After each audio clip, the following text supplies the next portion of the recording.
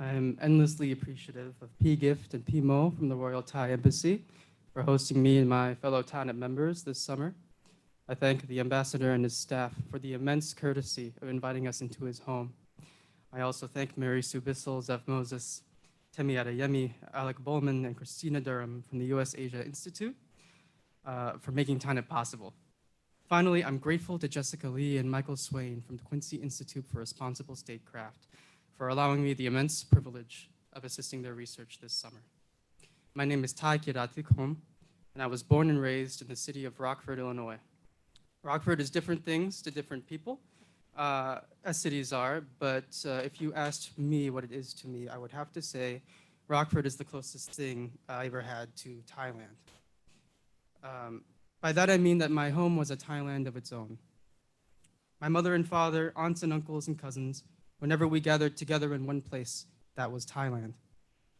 I grew up in a boisterous, being the polite word for loud, family of cooks and waitresses and factory workers.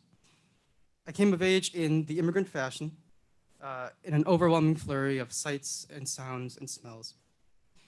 When I think back on my childhood now, I see it as a gallery of projections, flashing sensory images that capture the world as it existed in each remembered moment. On one side, I see high school football games, milk cartons in public school cafeterias, me and my friends driving aimlessly down a country road one cool summer night. On the other, I see greasy hands clutching warm rice, flames dancing on slick walks, my mother clutching me to her breast, smelling of sweat and cooking oil, telling me stories of her life on a city on the other side of the earth.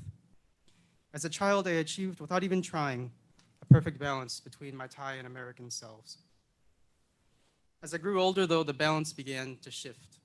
I spoke less Thai, spent less time around Thai people. Living in downstate Illinois, naturally, I had no Thai friends and no Thai community to rely on when I outgrew the confines of childhood. As I went through high school and then college, I came to worry that my American side would swallow my Thai side. Compared to my identity as an American, which felt solid and unquestionable, I came to fear that maybe I had been a counterfeit Thai. I've never actually been to Thailand. My interaction with that country was secondhand, a patchwork of movies, television, music, and the grainy photographs and faded memories of my loved ones. Beautiful, but not complete. So could I really claim to be a Thai after all? And when I first applied to TANIP, I admit these fears all came bubbling to the surface. Could I actually represent the Thai community in a way that was genuine when I never felt all too genuine myself?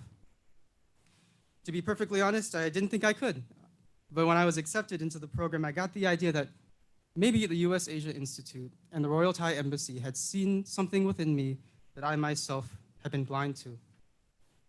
I met my fellow interns and instantly saw myself in them.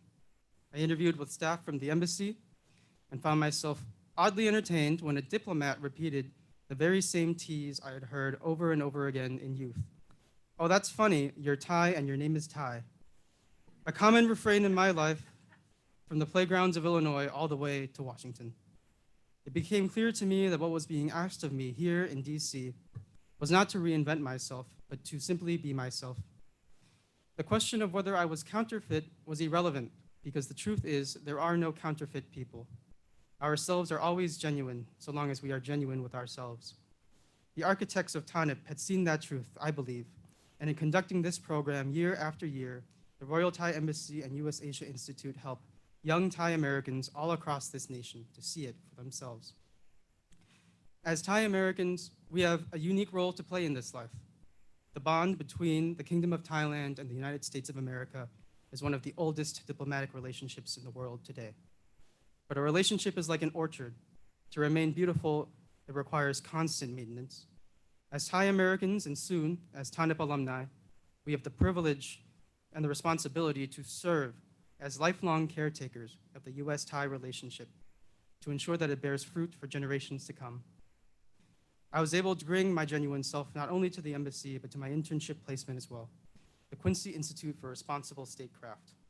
This summer, I assisted their East Asia team by researching possibilities for peaceful resolutions to conflicts in the Korean Peninsula and the South China Sea, Quincy is named after John Quincy Adams in recognition of his maxim that America goes not abroad in search of monsters to destroy. Quincy believes, as I believe we all ought to believe, in an America of peace. It shudders at the thought that America will descend deeper down the dark steps of aggression and great power conflict and works tirelessly to convince this country to embody the better virtues of diplomacy. It was an honor to intern for an organization whose mission aligns so perfectly with my own, which is to build strong relationships, generate trust between peoples, and imagine a better future for this earth that we share. Thank you very much.